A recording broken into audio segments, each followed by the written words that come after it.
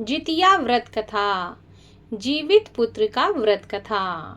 जीवित पुत्र का व्रत कथा को ही जितिया व्रत कहा जाता है। इस साल यह व्रत 14 सितंबर को रखा जाएगा। इस दिन भाद्रपद मास की अष्टमी तिथि है और इस व्रत में भगवान श्री गणेश, माता पार्वती और शिव जी की पूजा की जाती है। शाम के समय प्रदोष काल में भगवान शिव की पूजा करके कथा अवश्य सुनना चाहिए। इसमें एक सियारेन की और दूसरी राजा जी मुहूत वाहन की कथा है। इस कथा को सुने बिना व्रत संपूर्ण नहीं माना जाता, इसलिए इस कथा को आपको बड़े ही श्रद्धा भाव के साथ सुनना चाहिए। जीवित पुत्र का व्रत में चिल्लो सियारों की कथा सुनी जाती है। कथा इस प्रकार है। एक वन में सेमर के पेड़ पर एक चील रहती थी। पास की झाड़ी में एक सियारिन भी रहती थी। दोनों आपस में मित्र थीं। चिल्लो सियारिन से इतना प्रेम करती थी कि वो जो भी कुछ खाने को लेकर आती थी, उसमें से सियारिन के लिए जरूर उसे देती थी। इस तरह दोनों हंसी खुशी दिन बिता रहे थे। एक बार वन में पास के गांव से जितिया पूजा की तैयारी कर रही थी। चिल्लो ने उसे बड़े ध्यान से देखा और अपनी सखी सियारों से कहने लगी। फिर दोनों सहेलियों ने तय किया कि वे भी इस व्रत को करेंगी। सियारों और चिल्लो ने जितिया का व्रत रखा। बड़ी निष्ठा और लगन से मंगल कामना करके पूरे दिन निर्जला व्रत किया। मगर रात होते ही सियारिन को भूख और प्यास सताने लगी। जब उससे भूख प्यास बर्दाश्त ना हुई तो जंगल में जाके उसने मांस और हड्डी से अपना पेट भर लिया। चिल्लो ने हड्डी चबाने के कड़कड़ की आवाज सुनी तो पूछा कि यह कैसी आवाज है। सियारिन ने कह दिया, बहन, भूख के मारे पेट गुड़गुड़ा रहा है, यह उसी की आवाज है। लेकिन चिल्लो ने सियारिन का झूठ पकड़ लिया।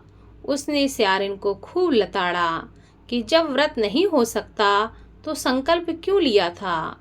चिल्लो रात भर भूखी प्यासी रहकर उसने अपना व्रत किया। अगले जन्म में दोनों मनुष्य रूप में राजकुमारी बनकर सगी बहनें हुईं। सियारिन बड़ी बहन हुई और उसकी शादी एक राजकुमार से हुई। चिल्लो छोटी बहन हुई, उसकी शादी उसी राज्य के मंत्री के पुत्र से हुई। बाद में दोनों राजा और मंत्री बने। सियारिन के जो बच्चे होते वे मर जाते, जबकि चिल्लो के बच्चे स्वस्थ और हट्टे कट्टे रहते। इससे उसे जलन होने लगी। उसने उन्हें मारने के बारे में सोचा। उनका सिर कटवाकर डब्बे में बंद करा दिया, पर वह शीश मिठाई बन जाती और बच्चों का बाल बांका ना होता। इस तरह सियारिन की बहन के बच्चों और उसके पति को मारने की कोशिश विफल हो गई। आखिरकार दैव योग से उसे भूल का आभास हुआ। उसने क्षमा मांगी और बहन के बताने पर जीवित पुत्र का व्रत संपूर्ण विधि के साथ किया तो उसे भी पुत्र सुख प्राप्त हुआ। उसके पुत्र भी जीवित रहने लगे। इसी से संबंधित दूसरी कथा के अनुसार गंधर्वों के राजकुमार का नाम जीमूत वाहन था। वे सभी के परोपकार में लगे रहते थे। जीमूत वाहन के पिता ने जब उनको राजपाट सौंपा, लेकिन उनका मन राजपाट में नहीं लगता था। यही वजह थी कि वह राज्य का भार अपने भाइयों को देकर वन में पिता की सेवा करने चले गए। वन में ही जीमूत वाहन को मलयवती राजकन्या मिली। दोनों को एक दूसरे से प्रेम हो गया। एक दिन जब वन में भ्रमण करते हुए जीमूत वाहन काफी आगे चले गए, तब उन्हें एक वृद्धा विलाप करते हुए दिखाई दी। पूछने पर वृद्धा ने रोते हुए बताया, मैं नागवंश की स्त्री हूँ। मुझे एक ही पुत्र है। पक्षीराज गरुड़ के कोप से मुक्ति दिलाने के लिए नागों ने यह व्यवस्था की है। वे गरुड़ को रोजाना भक्षण के लिए एक युवा नाग सौंपते हैं। आज मेरे पुत्र शंखचूड़ की बलि का दिन है।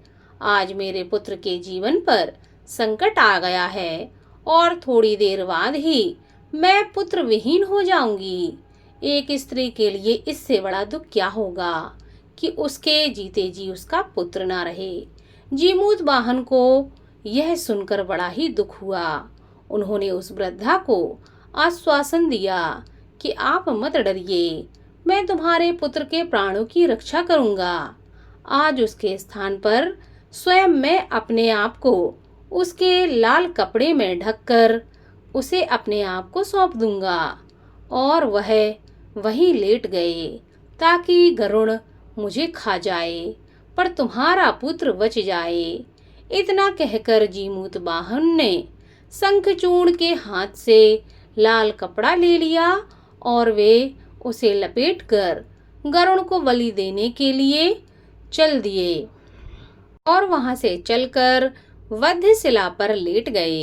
नियत समय पर गरुड़ आए और लाल कपड़े में ढके जीमूत वाहन को अपने पंजे में दबोचकर पहाड़ के शिखर पर जाकर बैठ गए। गरुड़ ने अपने कठोर चोंच से जीमूत वाहन पर प्रहार किया। जीमूत वाहन के शरीर से मांस का बड़ा हिस्सा नोच लिया। इसकी पीड़ा से जीमूत वाहन की आंखों से आंसू बह निकले और वह दर्द से कराहने लगा। अपने पंजे में जकड़े प्राणी को आंखों में से आंसू और मुंह से कराह सुनकर गरुड़ बड़े आश्चर्य में पड़ गए, क्योंकि ऐसा पहले कभी नहीं हुआ था।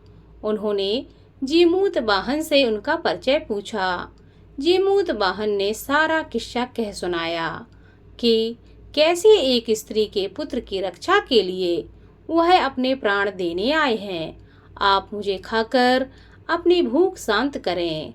गरुड़ ने उनकी बहादुरी और दूसरे की प्राण रक्षा के लिए स्वयं का बलिदान देने की हिम्मत से बहुत ही प्रभावित हुए। वह स्वयं पर पछतावा होने लगा। वह सोचने लगे कि यह तो एक मनुष्य है जो दूसरे के पुत्र की रक्षा के लिए स्वयं की बलि दे रहा है, और एक मैं हूँ जो देवों के संरक्षण में हूँ किंतु दूसरों की संतान की बलि ले रहा हूँ। उन्होंने जीमूत वाहन को मुक्त कर दिया। गरुड़ ने कहा कि हे मनुष्य, मैं तुम्हारी भावना और त्याग से बहुत प्रसन्न हूँ। मैंने तुम्हारे शरीर पर जो घाव किए हैं उसे ठीक कर देता हूँ। तुम अपनी प्रसन्नता के लिए मुझसे कोई वरदान मांग लो। राजा जीमूत वाहन ने कहा कि हे पक्षीराज, आप तो सर्वसमर्थ हैं। अगर आप मुझ पर सच में प्रसन्न हैं और आप मेरी मनोकामना पूरी करना चाहते हैं तो ठीक है, आप मुझे यह वरदान दें कि आप सर्पों को अपना आहार बनाना छोड़ देंगे। आपने अब तक जितने भी प्राण लिए हैं उन्हें जीवन दान दें। गरुड़ ने उनको जीवन दान दिया और नागों की बलि न लेने का वरदान भी दिया। इस प्रकार जीमूत वाहन के साहस से नाग जाति की रक्षा हुई। गरुड़ ने कहा कि तुम्हारी जैसी इच्छा हो वैसा ही होगा। हे राजा, जो स्त्री तुम्हारे इस बलिदान की कथा सुनेगी और विधि पूर्वक व्रत का पालन करेगी, उसकी संतान मृत्यु के मुख से भी निकल आएगी। तब से ही पुत्र की रक्षा के लिए हर साल भाद्रपद मास की अष्टमी पर जीमूत वाहन की पूजा शुरू हो गई। यह कथा कैलाश पर्वत पर भगवान शंकर ने माता पार्वती को सुनाई थी। जीवित पुत्रिका के दिन भगवान श्री गणेश, माता पार्वती और भगवान शिव की पूजा एवं ध्यान के बाद इस प्रकार उनकी कथा का श्रवण करना चाहिए। ऐसा करने से संतान की रक्षा होती है और भगवान की कृपा प्राप्त होती है।